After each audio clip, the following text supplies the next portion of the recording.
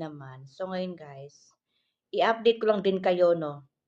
Kaya pa naman dito sa Riyadh, wala kang ano talaga na parang nagkakagulo. Parang mga tao dito ay nasa loob lang ng bahay, hindi nagtsitsismisan, pero siguro sa cellphone nagtsitsismisan sila, 'di ba? Gano'n naman talaga dito. Pero yung amo ko gumagala pa, iba nagpupunta pa ng mall, pumupunta pa sa bahay ng mga nanay nila, hindi nag-i-stay din sa bahay. Kaya hindi mo rin talaga mararamdaman na talagang may nangyayaring hindi maganda dito sa Saudi. Tsaka sa ibang lugar kasi hindi nila nararamdaman kasi nga Riyadh lang naman tsaka Damamang tinamaan, 'di ba?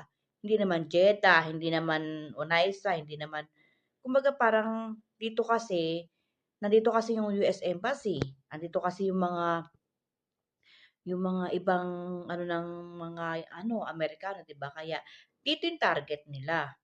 So ngayon guys, sa Kuwait naman, nasira yung effort nila. Sa Dubai naman, tinitira ng Iran tsaka ng Iraq. So ngayon guys, sana dito sa Saudi hindi na magtuloy-tuloy, mag-stop na siya. Kasi hindi lumalaban ng Saudi, parang pinababayaan lang nila yung Iran. Hindi sila gumaganti kasi nga gusto nilang kapayapaan kasi maraming tao dito mga maaapektuhan eh, 'di ba? Siyempre hindi lang naman yung mga taga-Saudi ang maaapektuhan. Siyempre iba yung may iba't ibang lahi dito, mayroong mga Pilipino, mga Lebanese, mga Ethiopia, Turkey. Halos ano din, malakas na yung tourism dito sa Saudi Arabia. Halos yung mga bahay-bahay dito, may mga sarili-sarili ng bahay yung mga tourist dito eh. Yung mga iba't ibang lahi.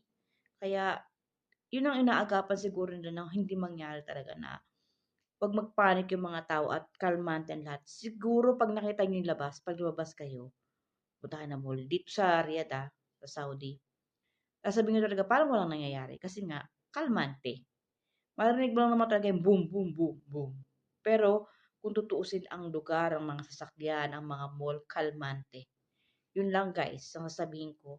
Kaya wag tayo masyadong mag-panic. Pray lang tayo ng pray. Sana matigil na. At sana hindi na magdire-diretso. Pero wag din tayo pasisigurado. Basta lagi lang tayo makikinig sa mga balita, mag-update sa totoong balita, hindi sa fake news. Okay? Mahirap makinig sa mga fake news. Dapat dun tayo sa mga legit. Kasi, syempre tayong kawawa kung makikinig tayo sa mga hindi legit, 'di ba? So, yun lang guys. Update sa lahat.